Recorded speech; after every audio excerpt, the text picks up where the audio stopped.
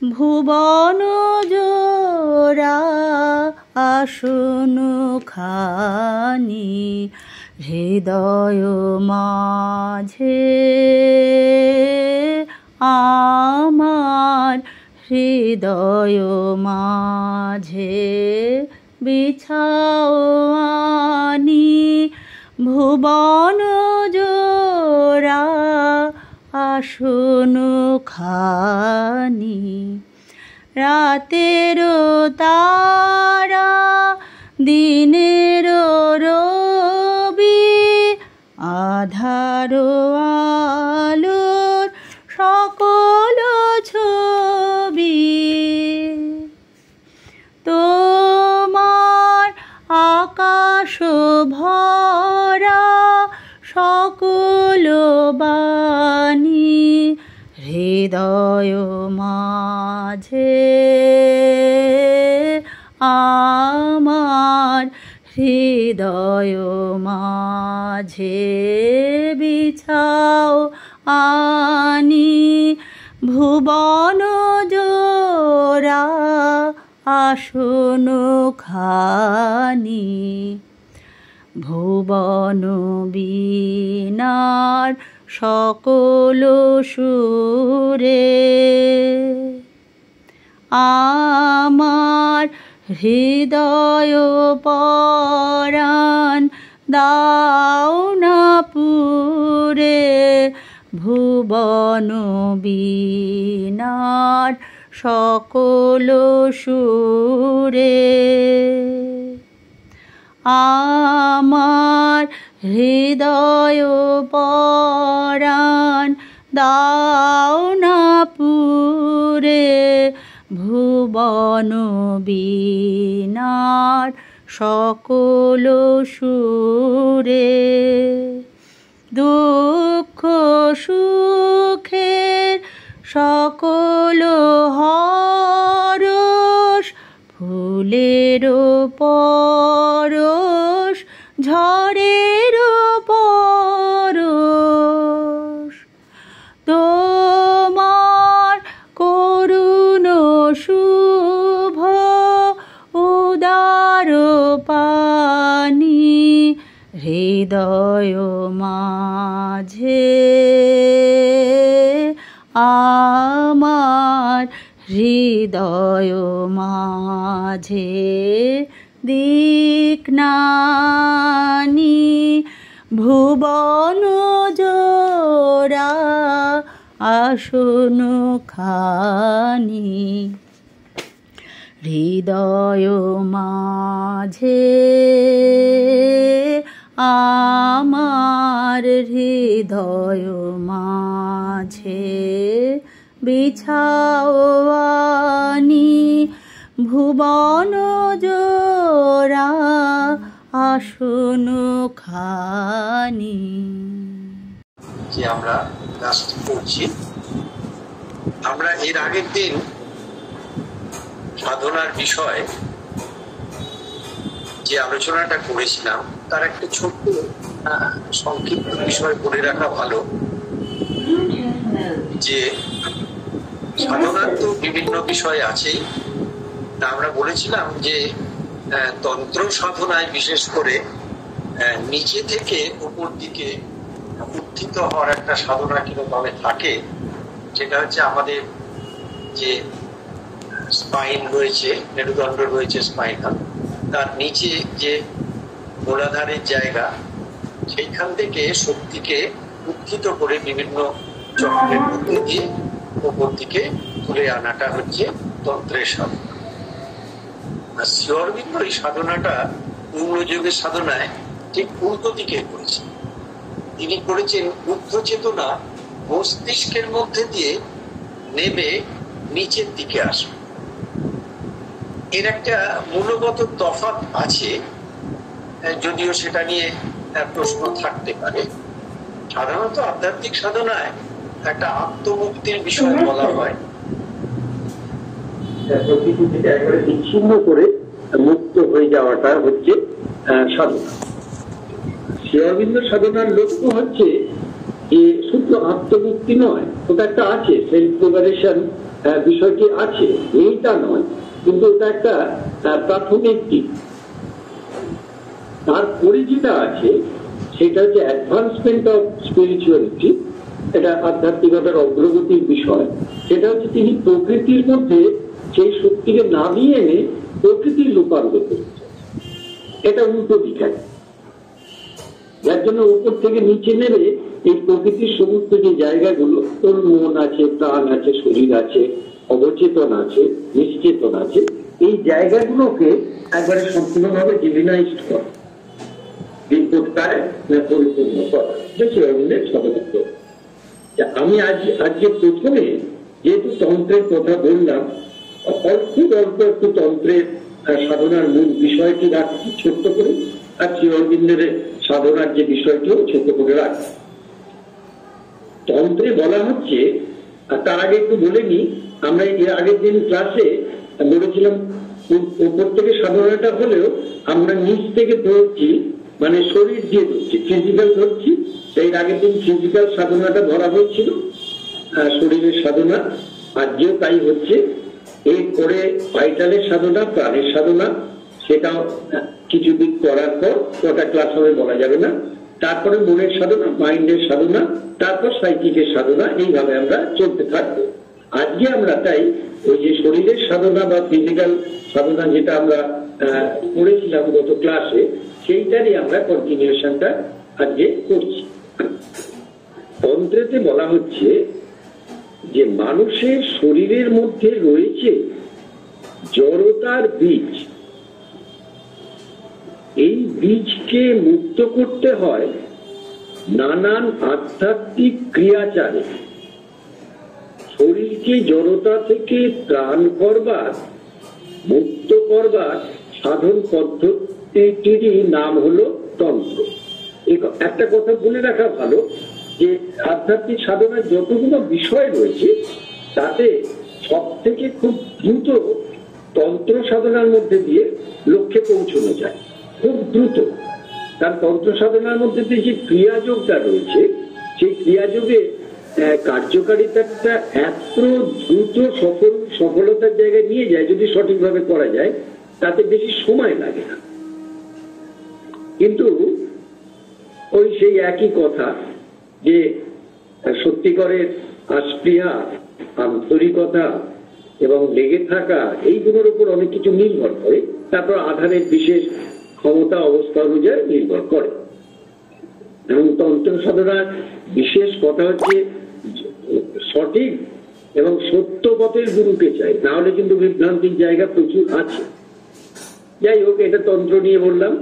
এবারে শ্রী অরবিন্দের সাধনা বলছিলাম ওপর থেকে নিচের দিকে, এই সাধনার লক্ষ্যটা একটু শুনে ছোট্ট করে। শ্রী অরবিন্দ বলছে, ইংলিশে লেখা, বাংলায় অনুবাদ করা, দিব্য দেহে দিব্য জীবন, দিব্য দেহে দিব্য জীবন। এই তো আমাদের সম্মুখে রয়েছে যে লক্ষ্য, তার মূল সূত্র। দেখুন, এর আগে পর্যন্ত যত রকম ভাবেই আমরা আলোচনা করি না কেন, এই দেহ বা শরীরকে মায়া রূপে এবং সেই অর্থে কোন রকম ভাবেই এটার সাথে সাধনার কোনো সংযোগ নেই, এই হিসেবে এটাকে সরিয়ে দেওয়ার একটা ব্যাপার ছিল। দেহের মধ্যে রয়েছে, কিন্তু সাধনাটা দেহকে, দেহের সাথে কোনো সম্পর্ক নেই, দেহ তো মায়া। কারণ এটা তো একদিন সরে যাবে, একদিন এটার কোনো অস্তিত্ব থাকবে না, এটা আমরা জানি। তাই জন্য এটাকে নিয়ে মাথা ব্যথার দরকার নেই। দরকার হচ্ছে মনটাকে নিয়ে একবারে গভীর একটা সাধনার মধ্যে দিয়ে উচ্চতর ক্ষেত্রে পৌঁছে, জীবাত্মার মধ্যে পৌঁছবে, সেখান থেকে পরমাত্মায় গিয়ে একবারে পূর্ণ মুক্তিতে চলে যাবে। কিন্তু শ্রী অরবিন্দ কি বলছেন, দেখুন, দিব্য দেহে দিব্য জীব। কারণ যেই দেহটাকে মায়া বলেছে বা বর্জনের কথা বলা হয়েছে, সেইটাকে তিনি দিব্য দেহ হিসেবে রূপান্তরিত করতে চাইছেন। কিভাবে করতে চাইছেন না, ঊর্ধ্বের যে মাতৃ চেতনা রয়েছে, সেই চেতনা একটা ক্রমবিকাশের ফলে, এটা কিন্তু একবারে এক মুহূর্তে এক লোহমায় কিছুদিনের জন্য না, এটা চলতে থাকবে। মনের মধ্যে দিয়ে নেবে, মনের রূপান্তর, প্রাণের মধ্যে দিয়ে নেবে প্রাণের রূপান্তর, শরীরের মধ্যে দিয়ে নেবে শরীরের রূপান্তর, এবং শরীরের প্রতিটি কোষকে ডিভিনাইজ করা, দিব্যতায় ভরিয়ে দেওয়া। এটা শ্রী অরবিন্দের সাধারণ লক্ষ্য। এইবার তিনি বলছেন কিন্তু দিব্যদেহ হবে কি রকম, তার প্রকৃতি কি, গঠন কি, ক্রিয়াকর্মের ধারা কি। আমরা বর্তমানে যে সংকীর্ণ ও অপূর্ণ অন্নময়তার মধ্যে আবদ্ধ, তার পরিবর্তে হবে কি কি প্রকারের পরিপূর্ণতা। ঠাকুর শ্রীরামকৃষ্ণ বলেছেন এই কলিযুগ হচ্ছে অন্নময় একটা অবস্থার যুগ। মানুষ অন্নের মধ্যে দিয়ে শুধু অন্ন সংস্থান এবং ক্ষুধা নিবৃত্তির মধ্যে দিয়ে জীবন কাটাচ্ছে, এটা বাস্তব সত্য, এখানে কোনো অস্বীকার করার জায়গা নেই। কারণ সেই অবস্থায় এসে প্রকৃতি আমাদের এই অবস্থাটার মধ্যে নিয়ে এসছে। শ্রী অরবিন্দ বলছেন এই যে অন্নময়তার যে সংকীর্ণ পরিসর, সেখান থেকে দিব্যদেহে যে রূপান্তরিত হওয়ার যে জায়গা, সেইটা কিভাবে আসবে তিনি নিজেই প্রশ্ন তুলছেন। তুলে বলছেন সে পরিপূর্ণতার জীবন পৃথিবীর উপরে অন্নময় প্রতিষ্ঠা স্বীকার করেও চলবে এমন কি ব্যবস্থা ক্রিয়া করা করে যাতে দিব্য জীবন বলে হবে তার পরিচয়।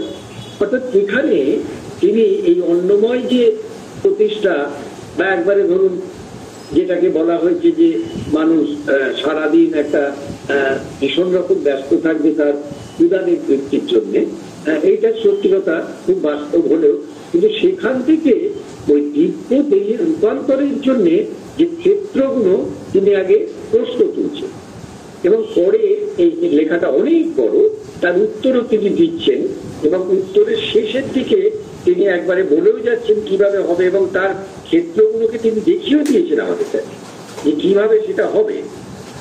তা সেখানে ছোট করে শুধু একটু বলা যায় যে এটা কিন্তু একটা ধাপে ধাপে স্তরে স্তরে এই চেতনাকে নিজের মধ্যে সংঘবদ্ধ অবস্থায় রেখে বলে শেষে এই লেখাটার শেষের দিকে বলছেন শারীর সত্তার রূপান্তর এই ক্রমগতির নিরবচ্ছিন্ন ধারা অনুসরণ করতে পারে।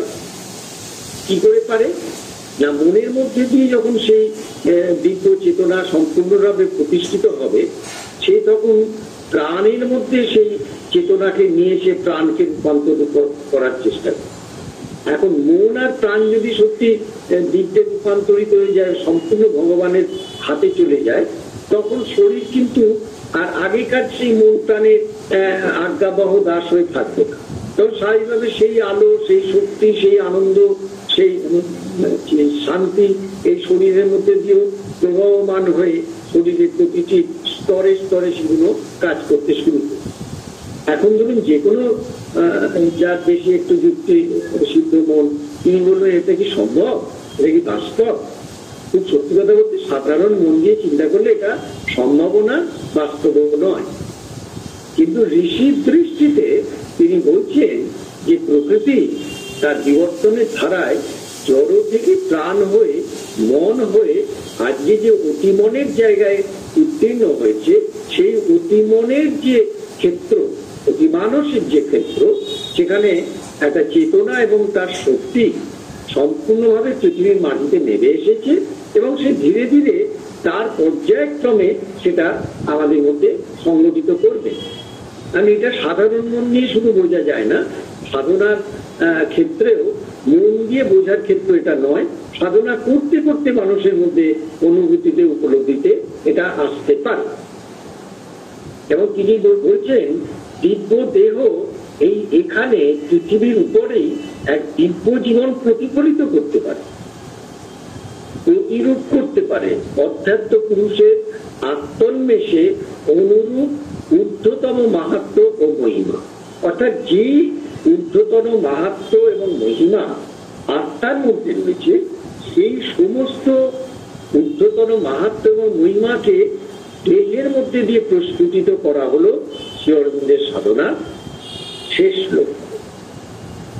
এবং সেখানে তিনি বলছেন এইভাবে বিবর্তনের দ্বারায় একটা নতুন মানুষ, নতুন প্রজাতি তৈরি। আমরা কেন দেহটাকে নিয়ে আগে পড়লাম তার একটু যুক্তি আমার কাছে, আমার যেটা মনে হয় আপনাদের কাছে রাখছি, সেটা হচ্ছে দেখুন যে আমরা নিজেরাই জানি একটা অল্প বয়সে বা যৌবন বয়সে দেহ নিয়ে কেউ মাথা ঘামায় না, কারণ তখন এত বেশি শক্তিশালী বিষয়গুলো থাকে, এত বেশি সহজলম্বতা থাকে, দেহ নিয়ে মাথা ঘামাবার দরকার পড়ে না। কিন্তু যখনই মানুষের একটু বয়স হয়ে যায় তখনই দেখা যায় দেহের মধ্যে নানা রকম বিপত্তি, রোগ বা বিভিন্ন রকম অসুবিধাগুলো দেখা দেয় বয়সের সাথে সাথে। এখন কথা হচ্ছে যে দেহ যদি সুস্থ না থাকে তাহলে কিন্তু কোন রকম ভাবেই কোনো উচ্চতর ক্ষেত্রে সাধনাই হোক আর ব্যবহারিক ক্ষেত্রে কোনো কর্মই হোক, কোনোটাই কিছু করা যাবে। কারণ যিনি একবারে বিছানায় বেড রিডেন হয়ে গেলেন, শুয়ে পড়লেন, তাকে দিয়ে তো বাইরে থেকে দেখে বোঝা যায় তাকে দিয়ে তো কিছু করার নেই। তাই শ্রী অরবিন্দের সাধনায় একটা কথা বারবার বলা হচ্ছে যে সেটা হলো যে একটা শক্তপোক্ত শরীর দরকার। শক্তপোক্ত শরীর কিন্তু গেছে না, একটা বেশ শক্তপোক্ত শরীর দরকার, যে শরীরটা একেবারে আমাদের নিয়ে চলে যাবে সম্পূর্ণভাবে সাধনার একটা উচ্চতর ক্ষেত্রে। সেই শক্তপোক্ত শরীরের জন্য আমাদের এর আগে আমরা ক্লাসে বলেছিলাম যে আমরা এই করব, তার জন্য নিজেরা প্রচেষ্টা করব, অনুশীলন করব, সেটা আমরা এর আগে জানিয়েছি। তা আজকে আমরা যে জিনিস নিয়ে আমরা আলোচনা করতে চাইছি সেটা হচ্ছে যে কি করে আমরা একটা শক্তিশালী ক্ষেত্র তৈরি করতে পারি নিজেদের শরীরের ক্ষেত্রে, যে শক্তিশালী ক্ষেত্রটা দিয়ে আমরা আমাদের সাধনাকে একটা পূর্ণতার পথে নিয়ে যেতে পারি। কারণ যতই আমরা বলি আমাদের মনের মধ্যে দিয়ে কোনো অনুভূতি উপলব্ধি জাগ্রত হয়েছে, কিন্তু শরীর যদি খারাপ থাকে তাহলে কিন্তু সেই অনুভূতি বা উপলব্ধি কিন্তু বাস্তবে কখনো প্রতিফলিত হবে না। তাই শ্রী অরবিন্দ আমাদের কাছে কি কি বলছেন আর মা কি বলছেন শরীর দিয়ে, এইটা আমরা একটু শুনে। শ্রী অরবিন্দ বলছেন, the weakness of the body has to be cured. দেখুন আমাদের প্রত্যেকেই যারা আমরা মোটামুটি একটা বয়সের মধ্যে কাছে পৌঁছেছি, একটা পরিণত বয়সে পৌঁছেছি, আমাদের জীবনে বিস্তৃত অভিজ্ঞতাও আছে, আমরা জীবনকে নিয়ে অনেক রকম ভাবে দেখেছি। আমরা নিজেরাই দেখি যে শরীর যখন খারাপ লাগে বা শরীরের মধ্যে যদি কোনো দুর্বলতা থাকে সেটা কিন্তু কখনো ভালো লাগে না।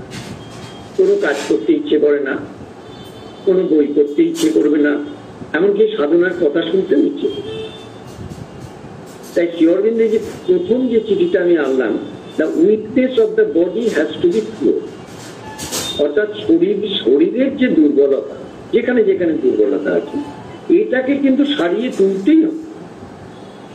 সারিয়ে তুলতে গেলে ধরুন আমাদের কাছে অনেকগুলো উপায় আছে, বাহ্যিক উপায় প্রচুর আছে, চিকিৎসার ক্ষেত্র বিভিন্ন পর্যায়ে বিভিন্ন ভাবে আছে, ডাক্তার দেখানো, ওষুধ খাওয়া, এসব তো আছে। কিন্তু তার সাথে একটা শারীরিক অনুশীলনের খুব প্রয়োজন আছে প্রত্যেকের ক্ষেত্রে। তার সময় মতো করে অন্তত 15-20 মিনিট যদি করা যায়। অনেকে আমি দেখেছি বলেন যে আমি সকালে উঠে ফ্রি হ্যান্ড এক্সারসাইজ করি, এবং দেখা যায় যে মানুষটা বেশ সজীব থাকে। এখন এইটা ধরুন অনেকে আবার ভালো লাগে না, ভালো লাগে না, এই যে আমার যা কাজ আমার পক্ষে সম্ভব না। আসলে ইচ্ছা অনিচ্ছার একটা প্রশ্ন আসে, কিন্তু তবুও শারীরিক দুর্বলতাকে কিন্তু দূর করতে হবে। তারপর কি বলছেন, নট ডিসচার্জড, শারীরিক দুর্বলতাকে সারিয়ে তুলতে হবে, কিন্তু তাকে ছেটে ফেলে দেওয়া হবে না। অর্থাৎ যে দুর্বল জায়গাটা ওটাকে কেটে ফেলে দিলাম, ছড়িয়ে দিলাম না, ওই জায়গাটা যে জায়গাটায় অর্থাৎ ইজি গোয়িং যে জায়গাটা, সেইটা একটা অস্বাচ্ছন্দ্য তৈরি করেছে, অসাম্য তৈরি করেছে, একটা অসমতা তৈরি করেছে, সেই জায়গাটা কিন্তু ছেটে ফেলা যাবে না বা এড়িয়ে যাওয়া যাবে না। সেটাকে কিন্তু ছাড়িয়ে তুলতেই হবে। আমাদের এই পূর্ণযোগ সাধনায় একটা খুব সুন্দর উপায় আছে, এবং সেটা কিন্তু অনুশীলন সাপেক্ষ। আজকে এক্ষুনি করলাম এক্ষুনি কাজ দেবে তা নয়। বাইরের সমস্ত সহযোগিতাগুলো আমরা নিতে পারি, ডাক্তারকে দেখানো, ওষুধ খাওয়া, ব্যায়াম করা, সব করা। তার সাথে যদি একটা জিনিস আমরা প্র্যাকটিস করি, তা হলো যে যে জায়গায় অসুবিধে সেই সেই জায়গায় মাতৃশক্তিকে যদি আহ্বান করা যায়। এবং আপনারা লেটার যোগা করুন, মায়ের লেখা করুন হেলথ নিয়ে, তাতে দেখা যাবে হিলিং অ্যান্ড হেলথ নিয়ে যে মায়ের লেখা আছে, পরিষ্কার বলছেন যে এই শক্তি, দিব্য শক্তি খুব দ্রুত নেবে ওই জায়গাগুলোকে, কিন্তু যে যে ডিসহারমনি রয়েছে, যে যে অসুবিধাগুলো রয়েছে সেগুলোকে দূর করে সেখানে একটা হারমোনাইজ কন্ডিশন তৈরি করে। কারণ এটা বিশ্বাসের প্রশ্ন, কারণ এটা তো চোখে দেখা যাচ্ছে না, কিন্তু এটা করে করে কেউ যে কিওর হয়েছে সে কথা কিন্তু আমাদের কাছে প্রমাণ সাপেক্ষ হিসেবে রয়েছে। এবার শ্রী অরবিন্দ বলছেন, it can only be cured by bringing in strength from above। দেখুন যে কথাটা বলছিলাম, অর্থাৎ এইটা খুব সুস্থভাবে এটা সারিয়ে তোলা যায়, এই শারীরিক দুর্বলতাকে কি করে? বাই ব্রিঙ্গিং, টেনে আনা, নিচে নামিয়ে আনা, ইন স্ট্রেংথ, শক্তিতে, কোথা থেকে? ফ্রম অ্যাবাভ, অর্থাৎ ঊর্ধ্ব চৈতন্য যে শক্তি রয়েছে সেই শক্তিকে যদি নামিয়ে আনা যায়। Not by merely forcing the body, অর্থাৎ শরীরকে জোর করে কিন্তু তার দুর্বলতা দূর করা যাবে না। শরীরের দুর্বলতা যায়, আমি মানছি না, মানবো না, ওসব ভাবে হবে না। এটাকে কিন্তু একটা খুব সিস্টেমেটিক ওয়েতে সেটা কিন্তু আমরা শারীরিক যে ত্রুটিগুলো, যে সমস্যাগুলো, যে কষ্টগুলো আমরা পাই, সেগুলোকে দূর করা যেতে পারে যোগ শক্তির ক্রিয়ার প্রয়োগে।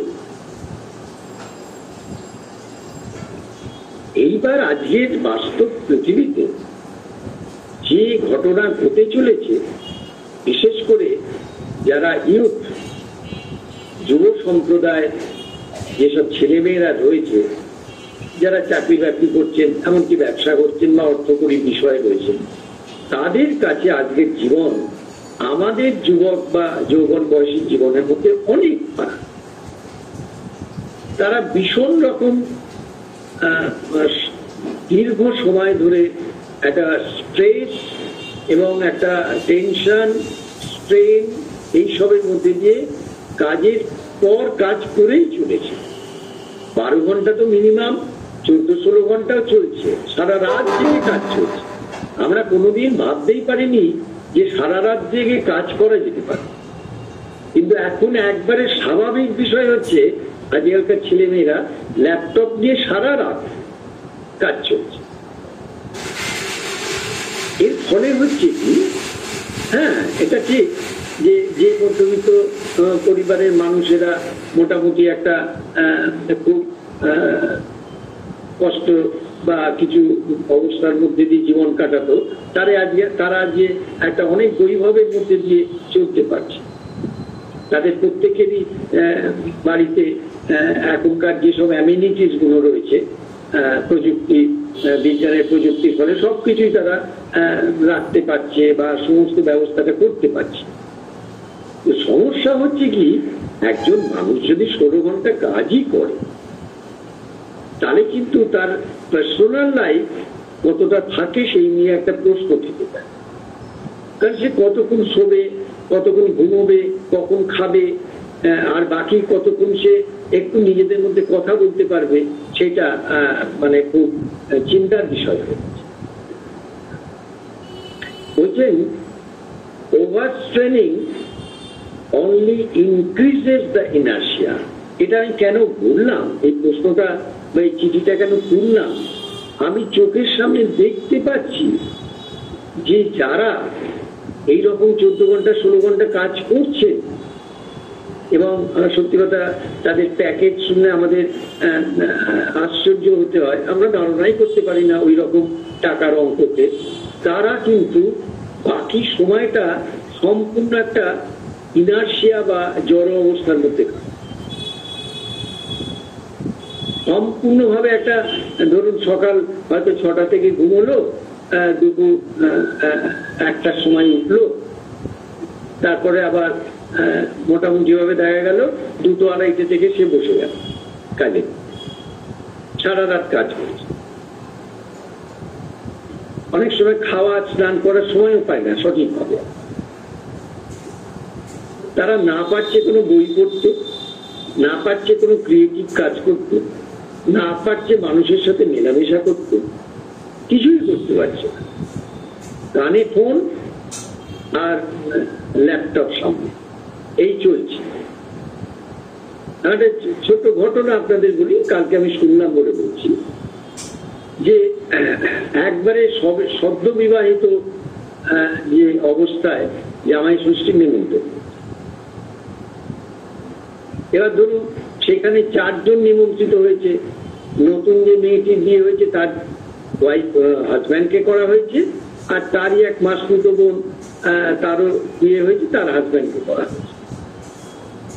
চিত্রটা হলো এইটা, জামাই ষষ্ঠীর নেমন্তন্ন হয়েছে, কিন্তু 4টে ঘরে 4 জন ল্যাপটপ নিয়ে অফিসের কাজ করছে।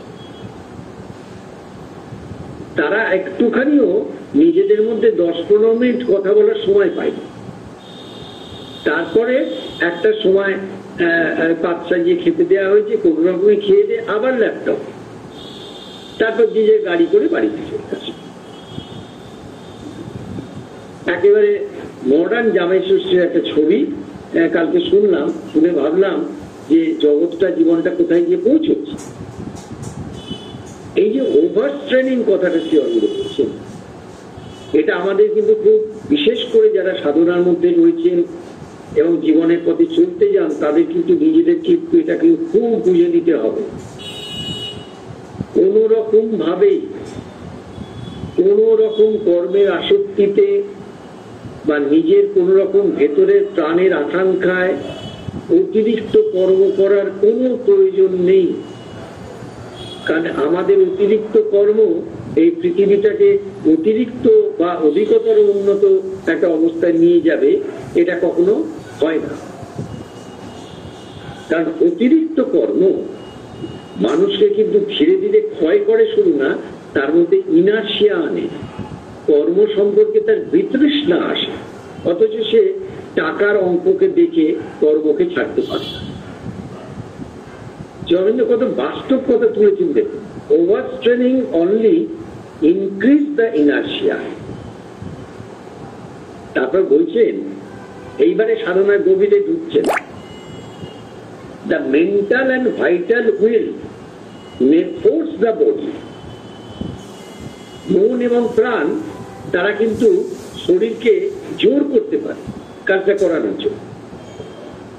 কারণ মন যুক্তি দিচ্ছে যে এইটা করলে দেখো ওইখানে কিন্তু ওই প্যাকেজটা রয়েছে, আর প্রাণও সেটাকে ভীষণভাবে উৎসাহ দিচ্ছে করার জন্য। But the body feels more and more strength. কিন্তু শরীর কিন্তু এই প্রচন্ড চাপের ফলে শরীর কিন্তু ভীষণ রকম একটা কষ্ট বা যন্ত্রণার মধ্যে, এইটা কিন্তু আমরা সচেতন হই না। এখন ধরুন এটা ইউথ সেকশনকে বলতে গেলে এরা তো শুনবে না, কারণ শোনার প্রয়োজনই নেই তাদের। তাদের কথা হচ্ছে যে ইয়ারলি প্যাকেজ পার অ্যানাম কত হলো, এবং সেইভাবে তারা কথাও বলে। তাহলে মন এবং প্রাণ তাদের কোনো একটা যুক্তি বা বুদ্ধির সহায়ে শরীরটাকে দিনের পর দিন প্রচন্ড একটা ওভার স্ট্রেনের মধ্যে নিয়ে যাচ্ছে, চাপ সৃষ্টি করছে। শরীর কিন্তু দিনে দিনে কিন্তু কষ্ট পাচ্ছে, ক্ষয়িত হচ্ছে, যার জন্য রোগ ভোগও বেড়ে যাচ্ছে ইয়ং যে জেনারেশন তাদের মধ্যে। এবং বলছেন অ্যান্ড ফাইনালি অ্যাসার্টস ইটসেলফ, এবং শরীর কিন্তু এরপর ঢেকে বসছে না, আর পারছে না, কারণ শরীরে একটা সামর্থ্য আছে, সে কতটা পারবে। সেও একটা দাবি তুলছে তার মধ্যে থেকে যে না আর নয়। এবার ওরা বলছে আর 1 ঘন্টা, একটা কল এসছে, এটাকে ধরতে হবে। এই অবস্থায় এখন আমাদের বর্তমান প্রজন্ম চলছে। It is only if the body itself feels a will and goes to work that one can do that. একমাত্র শরীর যখন নিজে থেকে বোঝে বা বোধ করে এবং কাজ করার জন্য একটা নিজের শক্তি পায়, তখনই কিন্তু মানুষ সত্যিকারের একটা কাজ করার জন্য এগিয়ে যায়। কিন্তু শরীর ধরুন পারছে না, অথচ তাকে দিয়ে কাজ করানোটা জোর করে, এটা একটা যান্ত্রিকতায় নিয়ে চলে যায় এবং যার ফলে হয় কি, শরীরের কিন্তু ধীরে ধীরে একটা ক্ষয় হয় এবং শরীরের মধ্যে এত ডিসহারমনি তৈরি হয়, যার ফলে মানুষ অসুস্থ হয়ে যায়, রোগগ্রস্ত।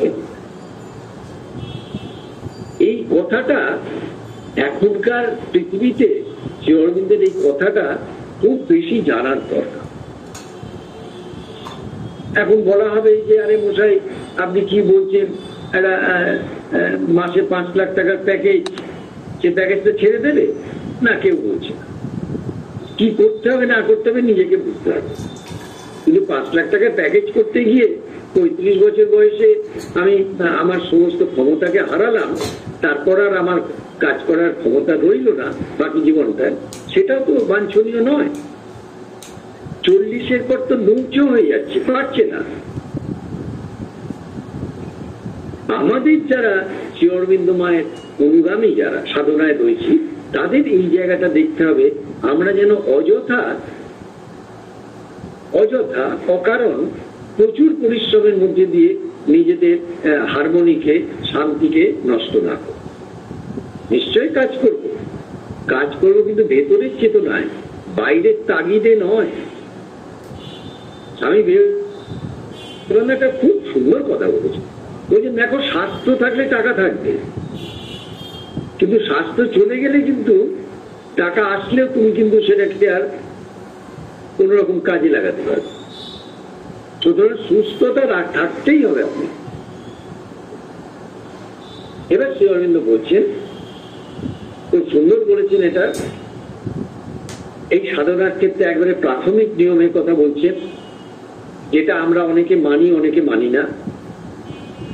The first rule is there must be sufficient sleep and rest. অর্থাৎ সাধনার প্রাথমিক বিষয় হচ্ছে যথেষ্ট পরিমাণে নিদ্রা এবং বিশ্রামের দরকার।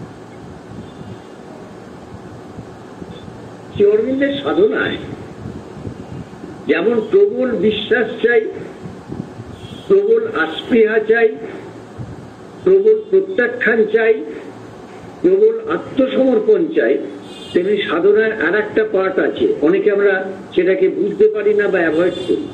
সেটা হচ্ছে যে রিল্যাক্সেশনের সাধনা। কিছুটা সময় রিল্যাক্স করো, কিচ্ছু ভাবার দরকার নেই।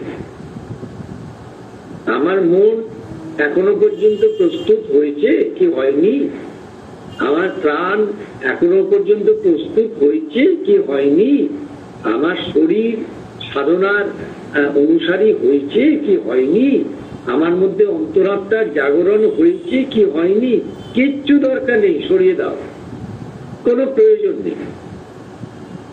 মা আছেন জীবন্ত জাগ্রত হয়ে আমাদের সকলের কাছে, মায়ের কাছে ছোট্ট শিশুটির মতো থাকো, থেকে মাঝে মাঝে একটু রিল্যাক্স করো, সমস্ত নার্ভাস সিস্টেমটাকে ছেড়ে দাও।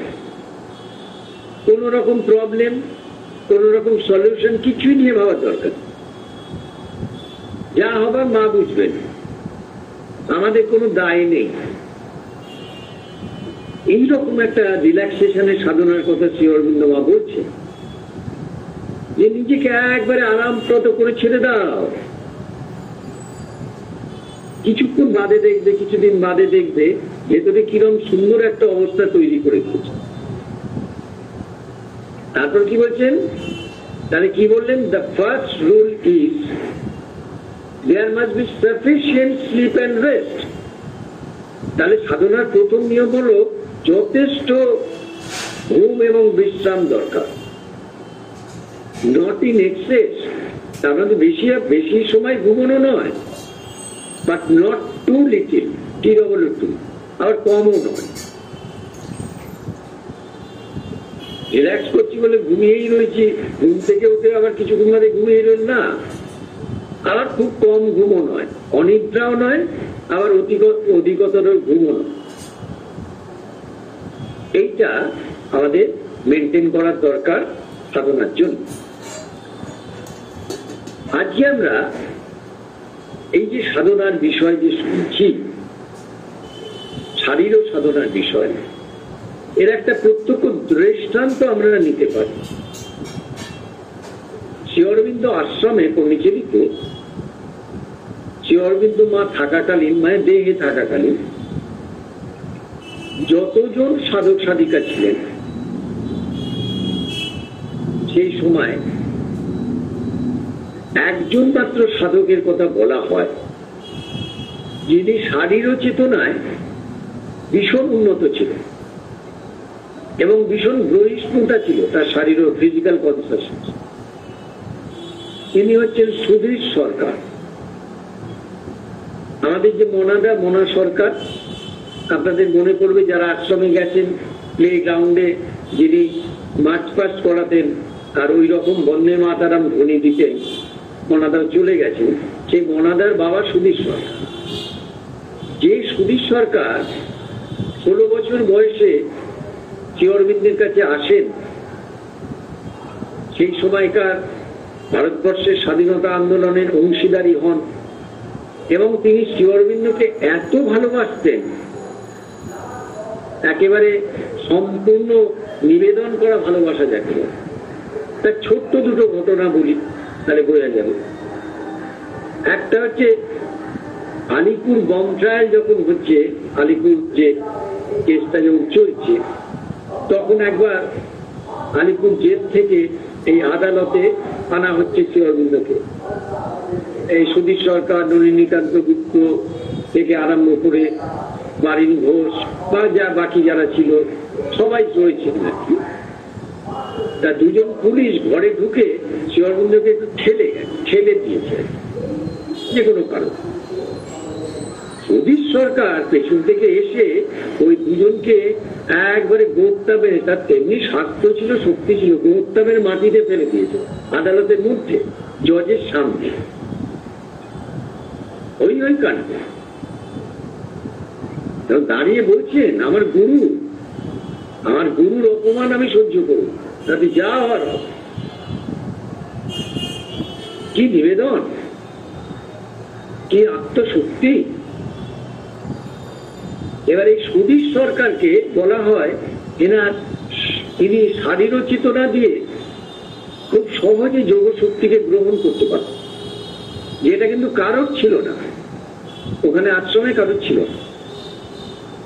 এবার সুধীর তাকে মা ডেকেছেন, ডেকে বলছেন, সুধীর, এই আশ্রমের যে বাড়ি রয়েছে তার চারপাশে যে সমস্ত ড্রেনেজ সিস্টেম রয়েছে, নর্দমা রয়েছে, সেগুলো সেই সময় একটুখানি মানে কাঁচা বা অপরিণত বা অপরিষ্কৃত অবস্থায় ছিল, সেইগুলোকে তুমি একবারে মডার্ন একবারে সিস্টেমে সেগুলোকে তৈরি করতে। আর সুধীর সরকার কর্মকুশলী ছিলেন, প্রচুর কাজের তার অভিজ্ঞতা ছিল এবং মা একটা শিডিউল দিয়ে তাকে একটা সময়ও দিয়ে দিয়েছিলেন। সুধীর সরকার একবারে সুন্দর করে নিখুঁত করে সময়ের মধ্যে সেটা করে দিয়েছিল। করে দেওয়ার পর মা যখন হাসতে হাসতে বলছেন, সুধীর তুমি খুব সুন্দর করেছিল, তখন বললেন যে মা আমি কোথায় করলাম, আমি তো পরিষ্কার দেখতে পাচ্ছি তুমি আমার শরীরের মধ্যে শক্তি প্রদান করছো আর সেই শক্তিতে কাজটা হচ্ছে।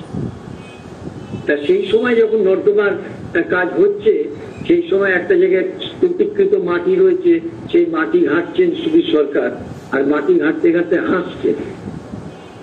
আশেপাশে অনেকে জিজ্ঞেস করছে, সুধীর হাসছেন কেন? বলছে মাটির মধ্যে মায়ের গন্ধ পাচ্ছি। চিন্তা করুন, মাটির মধ্যে ভগবানের গন্ধ পাচ্ছি।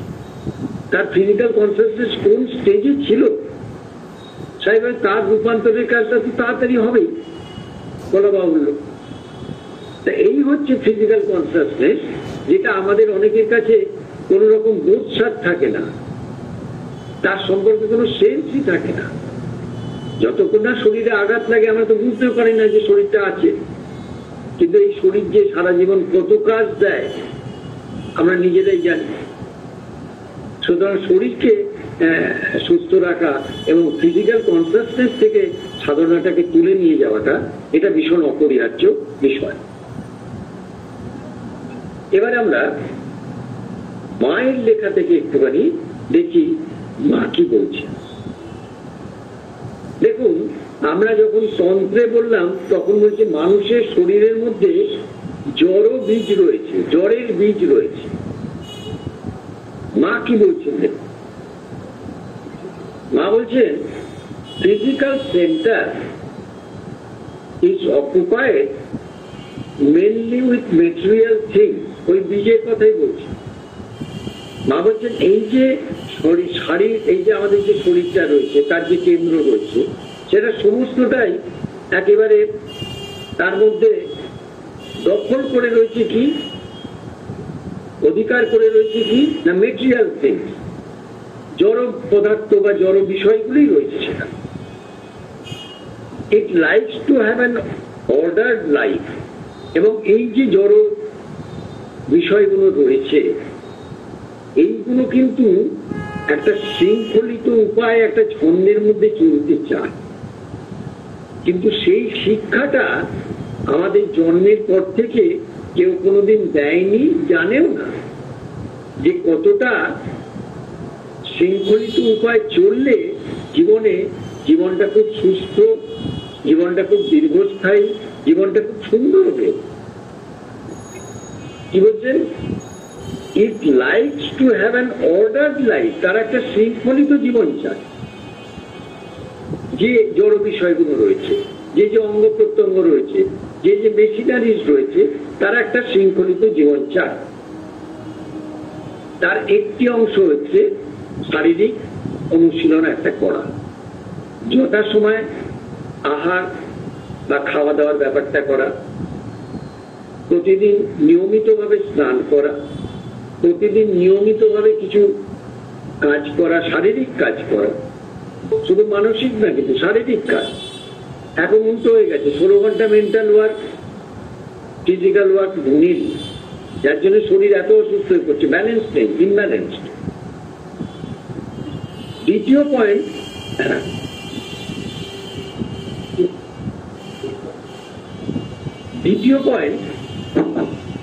is victory we win over the obscure physical nature in the promise of a greater one to come. অর্থাৎ এই যে শরীরের মধ্যে একটা ভীষণ রকম অন্ধকারাচ্ছন্ন একটা তামসিক জড় প্রকৃতি থাকে, তাদেরকে কিন্তু আমাদের জয় করতে হয়। দেখবেন শরীর কাজ করতে করতে করতে করতে বা কখনো তার মধ্যে এমন একটা ভাব আসে, তার মনে হয় যে আজকে একটু শুয়ে বসে কাটাই, আজকে আর কোনো কাজ করতে ইচ্ছে করছে না। ওটা কিন্তু রিল্যাক্সেশন না, ওটা আলস্য, ওটা তামসিকতা। এবং অনেক মানুষ এমনও আছেন তারা সারা জীবন তামসিকতার এই অন্ধকারাচ্ছন্ন অবস্থায় থাকার ফলে তাদের জীবনে অনেক রকমের দুঃখ, দারিদ্র, কষ্ট এসে দেখা যায়। জীবনটা তো যে সে নয়, তাকে তো একটা উন্নতর মহত্তর ক্ষেত্রে নিয়ে যেতে হবে। তার জন্য যে যেরকম অবস্থায় আছে সেখান থেকে তাকে সেখানে নিয়ে যেতে হবে। তা সেইটাকে বলছেন মা, বলছেন সেই যে তামসিক জড় প্রকৃতির ওপর আমাদের প্রতিটি বিজয় হলো অবিশ্বত মহত্তর বিজয়ের প্রতিষ্ঠিত। এবং সেটা সাধনায় বোঝা যাবে যে আগেকার স্বভাব, যে স্বভাব আমাকে শারীরিক দিক দিয়ে অনেক বেশি পিছিয়ে রাখছিল, আজকে কিন্তু সেই শক্তি, মায়ের যে শক্তি, সেই শক্তি প্রবেশ করার পরে আজকে কিন্তু শরীর আরো বেশি কাজ করার জন্য উৎসাহী হয়ে উঠেছে, উদ্যোগী হয়ে উঠেছে, আনন্দপূর্ণ একটা অবস্থার মধ্যে চলছে। এটা কিন্তু বোঝা যায় সাধনা। এরপর মা বলছেন, খুব সুন্দর দুটি কথা বলেছেন।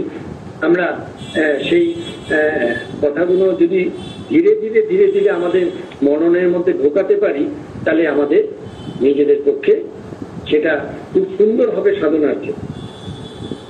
মা কি বলছেন? মাকে প্রশ্ন করা হচ্ছে, divine mother, I want to realize your presence in all the parts of my being, penetrating even the body. কি বলছেন ভগবতী মা, আমি তোমার দিব্য যে উপস্থিতি এটা আমার সত্তার প্রতি অংশে অনুভব করতে চাই। এই হচ্ছে সাধনায় সঠিক আশ্রয়। বা আমাকে এই দাও ওই দাও সেই দাও, আমার জীবনটা যাতে বাইরে থেকে ভরে ওঠে, ওটা কিন্তু সাধনার এখনো যে দরজা সেখান দিয়ে ঢোকা হলো না। ওটা প্রস্তুতি, ওটাও একটা সাধনা, কিন্তু ওটা হচ্ছে প্রিপারেটরি স্টেজ। ভেতরের যোগ এখনো হয়নি, তাই বাইরে থেকে চেয়ে চলেছে। এই যে বলছেন ভগবতী মা, আমি তোমার দিব্য উপস্থিতি আমার সত্তার প্রতি অংশে অনুভব করতে চাই, এমনকি দেহের অভ্যন্তর পর্যন্ত। এই হচ্ছে সাধনা, দেহের সাধনা গভীরে ঢুকে যাচ্ছে। Only I don't know how to do it. শুধু আমি জানি না কিভাবে তা করা যায়। এইটা আমার আশ্রয়ের মধ্যে এসছে যে আমার তোমার উপস্থিতি আমি চাই। এমনকি আমার সমস্ত যে দেহের মধ্যে গভীরের যে ব্যাপারটা রয়েছে তার মধ্যেই চাই, কিন্তু আমি জানি না কিভাবে করতে হবে। You are the very reason of my being. তুমি হচ্ছে আমার অস্তিত্বের আসল কারণ। তুমি ছাড়া আমার তো কেউ নেই। You are the very reason. তুমি আমার একমাত্র হেতু, তুমি আমার কারণ, জীবনের লক্ষ্য। Why then do I live now without feeling your presence even in the cells of my body? তুমি যদি আমার জীবনের লক্ষ্য হও, তুমি যদি আমার জীবনের সব হও, তাহলে আমার দেহের প্রতি কোষে পর্যন্ত এখনো পর্যন্ত আমি তোমার উপস্থিতি অনুভব না করে কিভাবে বেঁচে আছি? মাকে প্রশ্ন করেছি। মানে আশ্রিয়া কোন অবস্থায় চলে গেলে এই প্রশ্ন আসে চিন্তা করে, আর কজনই বা এই প্রশ্ন করতে পারে? মানে সেলের মধ্যে বলছেন ইভেন কি বলছেন দেখুন কথাটা, why then do I live now without feeling your presence even in the cells of the body, of my body? অর্থাৎ আমার শরীরের কোষের মধ্যেও তোমার যে উপস্থিতি এখনো পাচ্ছি না, সেই অবস্থানে কি করে বেঁচে আছি? এটা প্রশ্ন করছে। মা তখন বলছেন, তার উত্তরে বলছেন, the physical nature is obscure and recalcitrant everywhere. এই জড় প্রকৃতি ভীষণ রকম অন্ধকারাচ্ছন্ন এবং একগুয়ে প্রকৃতি। একগুয়ে মানে কি? পাল্টাবো, আমি যেরকম আছি সেরকমই থাকি। এর আগের দিন বলছিলাম না যে দেহের স্তরে কি কি থাকে, নিচের দিক দিয়ে মূঢ়তা থাকে, একগুয়েমি থাকে, নিজেকে পাল্টাবো না এরকম একটা মনোভাব থাকে, অবিশ্বাস থাকে, এইসবগুলো থাকে, সন্দেহ থাকে, সংশয় থাকে। তারপরে মা বলছেন, it is very difficult for it to become conscious of the divine presence. তার পক্ষে ভাগবত উপস্থিতি সম্বন্ধে সচেতন হওয়া অত্যন্ত কঠিন। That is why we must be patient and keep on aspiring with the certitude of victory. সেই জন্য ধৈর্যশীল হতে হবে। That is why we must be patient. আমাদের ধৈর্যশীল হতে হবে এবং দিব্য বিজয় নিশ্চিত জেনে আশ্রিয়াকে অক্ষুণ্ণ রাখতে হবে। ধরুন কিচ্ছু হচ্ছে না, মনে হচ্ছে সাধনা হচ্ছে না, বুঝতে পারছি না, কিচ্ছু হচ্ছে না, কিন্তু মনের মধ্যে একটা জিনিসকে জিয়ে রাখতে হবে যে ভিক্টরি ইজ সার্টেন, মায়ের বিজয় হবেই। শ্রী অরবিন্দ যে বলেছেন এটা হবেই, মাও বলেছেন। তারপর মা বলছেন, মাই ব্লেসিংস আর অলওয়েজ উইথ, আমার আশীর্বাদ সর্বদা তোমার সাথে আছে। তাহলে এই যে ধরুন শরীরের কোষের মধ্যে মায়ের উপস্থিতিকে ডাকা হচ্ছে। এটা কখন ডাকা যায়? যখন যথেষ্ট পরিমাণে মনের অধিকাংশ জায়গাটা আলোকিত হয়ে ওঠে। সব জায়গাটা আমি বলছি না, কারণ কিছু কিছু জায়গা তখনও ফাঁক থেকে যেতে পারে।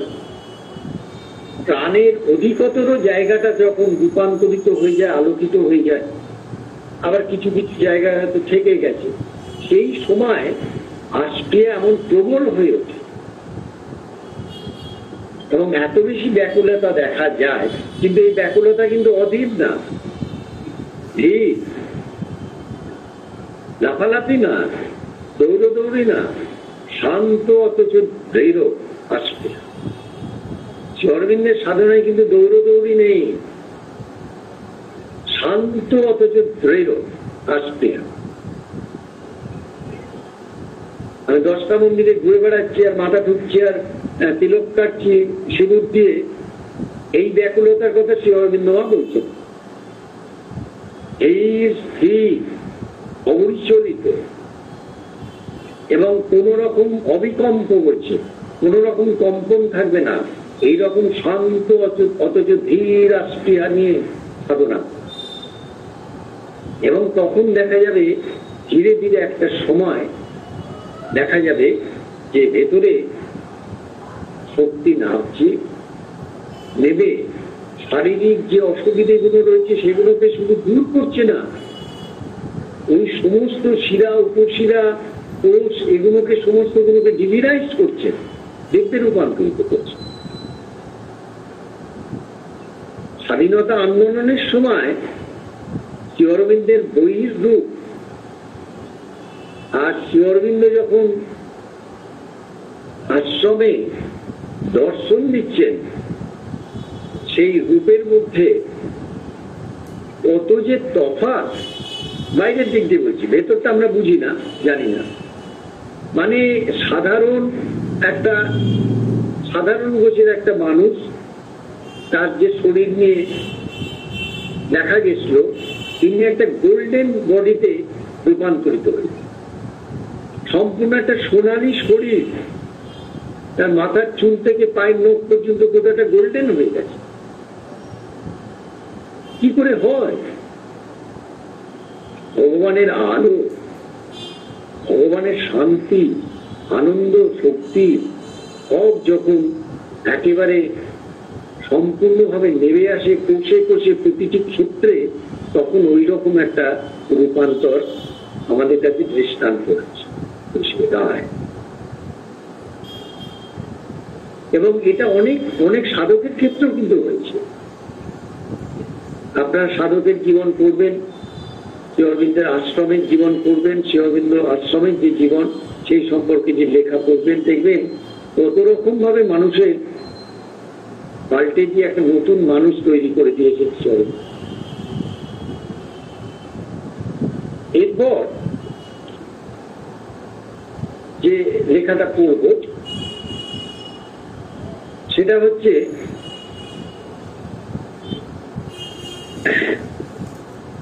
এক মিনিট জানান, বলছেন যে purity in the cells cannot be obtained except through conquest of desire.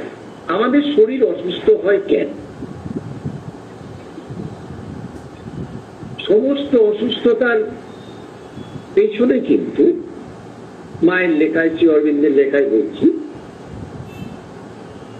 প্রথমত একটা অজ্ঞানতা থাকে।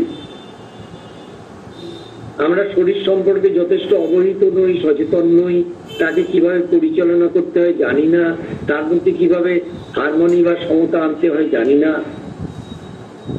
কতটা পরিমিত আহার, কতটা পরিমিত ঘুম, কতটা পরিমিত কথা, কতটা পরিমিত ব্যবহার, এগুলো সম্পর্কে আমাদের সচেতনতা নেই। আমাদের শরীরটাকে, আমাদের মেন্টাল যে চিন্তা ভাবনার প্রবাহ থাকে এবং প্রাণের যে ঝোঁকগুলো থাকে সেই আবেগগুলো ঝোঁকগুলো এনে শরীরটাকে আমাদের যখন তখন যেভাবে চালায়।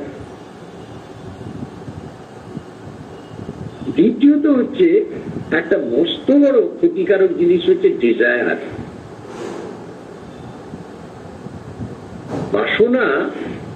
এবং এটা শুনলে সত্যি কথা, যারা ক্যারিয়ারিস্ট বা ক্যারিয়ার তৈরি করছেন তারা তো ভীষণভাবে ক্ষুব্ধ হন।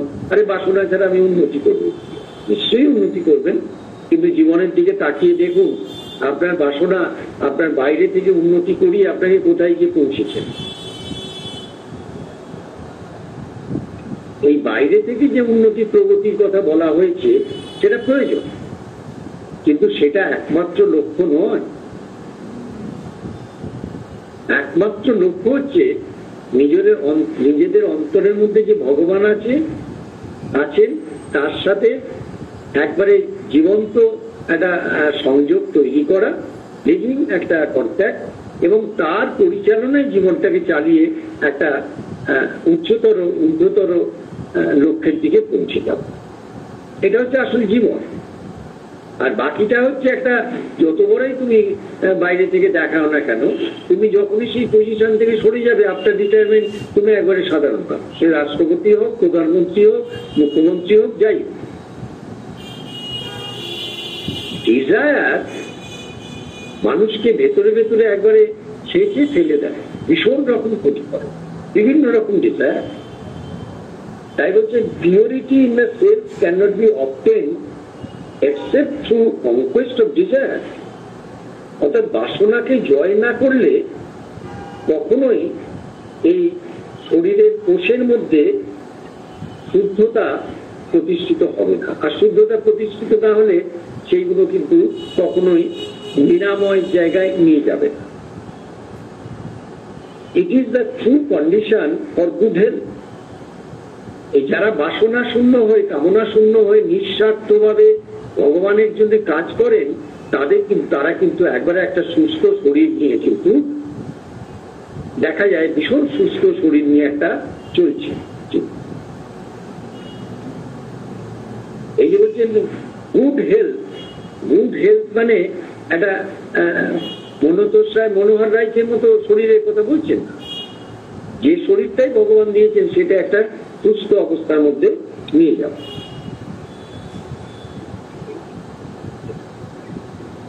এরপরে আমরা যে প্রশ্নটা নিয়ে এসে আজকে শেষ করব, মাকে প্রশ্ন করছে,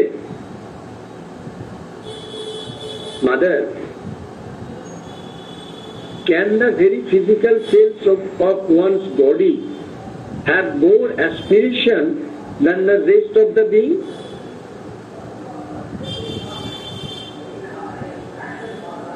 মানুষের দেহের একবারে স্থূল কোষগুলির পক্ষে কি সত্তার বাকি অংশের চেয়ে অধিকতর অভিষ্ট হওয়া সম্ভব? এটা খুব পার্টিনেন্ট কোয়েশ্চেন, খুব রেলেভেন্ট কোয়েশ্চেন। আমাদের মন যতটা আষ্টিয়াপরায়ণ হয়, প্রাণ যতটা আষ্টিয়াপরায়ণ হয়, শরীরের কোষগুলো কি সেটা হতে পারে?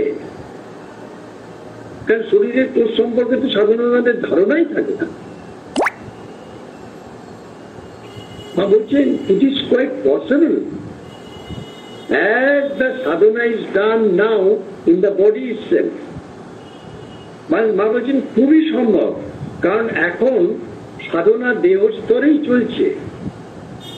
এই দেহ স্তরে চলছে মানে কোনো ব্যক্তি বিশেষের না। আজকে সারা পৃথিবীতে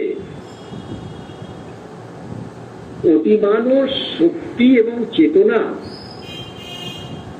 এমন একটা ডমিনেটিং ফোর্স হিসেবে কাজ করছে, যেটা মানুষ সাধারণ বোধ বুদ্ধি দিয়ে বুঝতে পারছে না। ভাবছে রাজনীতি দিয়ে সমাধান করে দেবো, অর্থনীতি দিয়ে করে দেবো, বা সামাজিক কোনো ন্যায় বিচার দিয়ে করে দেবো। একটা কাগজে কলমে লিখে দেয়া যায়, এবং অনেকে হয়তো এই নিয়ে বিতর্ক শুরু করবেন না, বিরূপ মন্তব্য করতে পারেন। আজকের বিশ্ব প্রকৃতি যে অবস্থায় মানুষকে এনে দাঁড় করিয়েছে, বাইরে থেকে যে যত বড়ই মহামান্বিত হন, যাই হোক, কোন রকম ভাবেই কোন রাজনৈতিক ক্ষেত্রে, প্রশাসনিক ক্ষেত্রে, অর্থনৈতিক ক্ষেত্রে, সামাজিক ক্ষেত্রে, কোন ক্ষেত্র দিয়েই মানুষের সার্বিক উন্নয়ন, যে উন্নয়নের কথা বলা হয়, কোনোদিন হবে না, কোনোদিন হবে না, হতে পারে না, যতক্ষণ না মানুষের চেতনার পরিবর্তন। মানুষ পুরনো প্রকৃতি নিয়ে, পুরনো নৈতিক বোধ নিয়ে, পুরনো ধর্মীয় বোধ নিয়ে আগামী পৃথিবীর জন্য কিছুই করতে পারবে না। সে শুধু কিছুটা সময় নষ্ট করে। এটা আমার কথা না, মায়ের নিজের লেখা। প্রচুর সময়ের অপচয়ে চলছে। একমাত্র অতি মানুষ চেতনা এবং শক্তি, তিনি সমগ্র মানব প্রকৃতির রূপান্তর ঘটিয়ে এই পৃথিবীকে নতুন একটা সুন্দর, উজ্জ্বলতর, দিব্যতর পৃথিবী তৈরি করবেন। সেই নতুন পৃথিবী তৈরিও হয়ে গেছে, যেটা আমরা বুঝি না, কিন্তু সাধক যারা, উন্নততর সাধক, তারা সেটা দেখতে পান, দেখেন, দেখেছেন। এই পুরনো পৃথিবীর মধ্যেই নতুন পৃথিবী উদ্ভব হয়ে গেছে এবং সেটা বাড়ছে আস্তে আস্তে।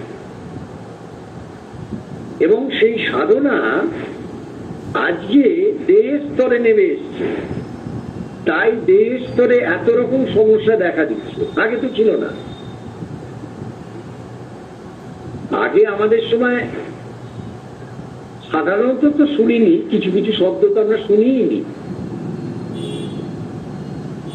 হাঁটুর ব্যথা, অমুক ব্যথা, তমুক ব্যথা, টেনশন, হ্যান, স্ট্রেস, চাপ, এসব আমরা জীবনে শুনি।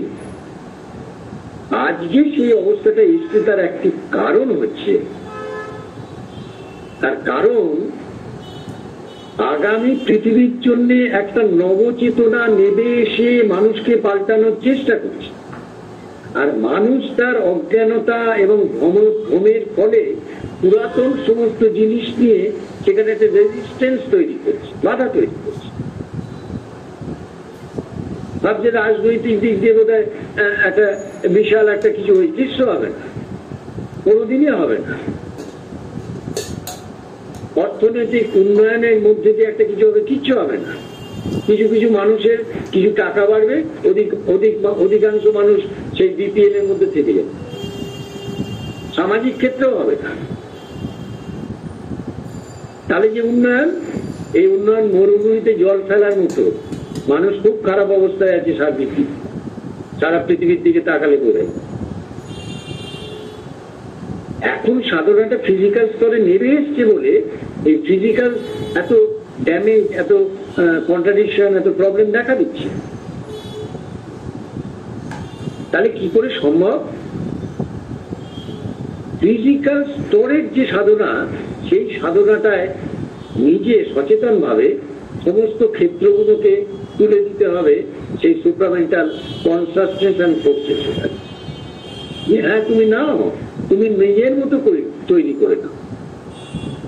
তাহলে দেখা যাবে একটা নতুন একটা অভিযানের মধ্যে দিয়ে নবচেতনায় নবদেহ, যা দিব্য দেহে রূপান্তরিত হবে, সেটা ধীরে ধীরে সম্ভব হয়। এটা ব্যক্তি আধার থেকে আস্তে আস্তে কমে বাড়তে বাড়তে একটা সমষ্টি আধার তৈরি। আমরা ফিজিক্যাল সাধনা, শারীরিক সাধনার বিষয় শ্রী অরবিন্দ মায়ের আলোয় আজকে শুনলাম এবং এখানে এটা শেষ হলো।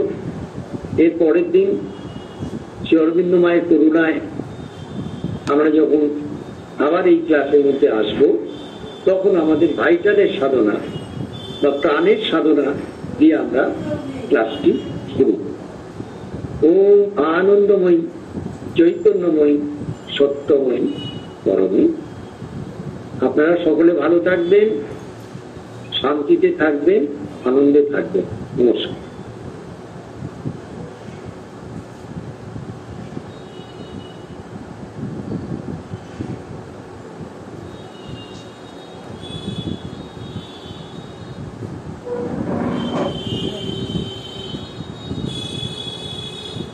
lecture.